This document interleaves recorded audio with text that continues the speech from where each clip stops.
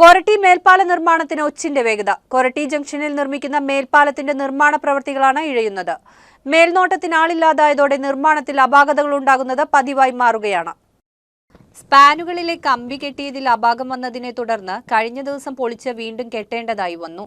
മാസങ്ങൾക്ക് മുമ്പ് സ്പാനുകൾക്കായി കെട്ടിയുയർത്തിയ ഇരുമ്പുകൂട നിലം പതിച്ചിരുന്നു. പിന്നീട് കോൺക്രീറ്റിംഗ് നടക്കുന്നതിനിടെ ഇടിഞ്ഞു വീണ സംഭവവും ഉണ്ടായി.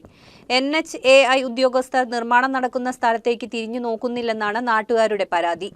നിർമ്മാണം ഇഴയുന്നതോടെ ദേശീയപാതയുടെ കൊരട്ടി ഭാഗത്ത് വലിയ ഗതാഗത കുരുക്കാണ് അനുഭവപ്പെടുന്നത്. 3 സ്പാനുകളിലായി 65 മീറ്റർ വീതിയിലും 5.5 മീറ്റർ ഉയരത്തിലുമാണ് മേൽപ്പാലം നിർമ്മിക്കുന്നത്. മേൽപ്പാലത്തിന്റെ ഇരുഭാഗങ്ങളിലേക്കുമുള്ള അപ്രോച്ച് റോഡുകൾക്കായുള്ള കോൺക്രീറ്റ് ഭിത്തികളുടെ നിർമ്മാണവും മന്ദഗതിയിലാണ്.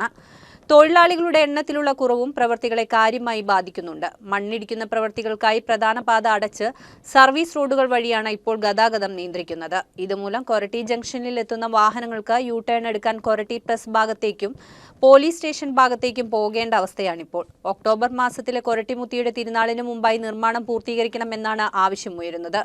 കുണ്ടും കുഴികളും നിറഞ്ഞ സർവീസ് റോഡുകളും യാത്ര ദുഷ്കരമാക്കുന്നുണ്ട്. ഡ്രെയിനേജുകളുടെയും സ്ലാബുകളുടെയും പ്രവൃത്തികൾ ഇനിയും പൂർത്തിയാക്കാനായിട്ടില്ല.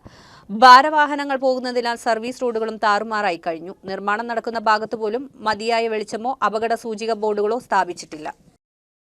കേരളത്തിലെ ഏറ്റവും വലിയ ഷോപ്പിംഗ് ആഘോഷം ഇനി നിങ്ങളുടെ സ്വന്തം സീമാസിൽ. തൃശൂർ, അങ്കമാലി ഷോറൂമുകൾ ഇന്ന് തന്നെ സന്ദർശിക്കൂ.